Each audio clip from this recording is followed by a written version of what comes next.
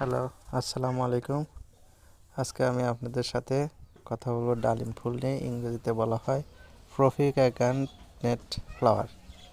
এই যে ডালিম ফুল, এটা হচ্ছে এখানে ডালিম ফুল, এটা হচ্ছে পুরুষ মহিলা ফুল।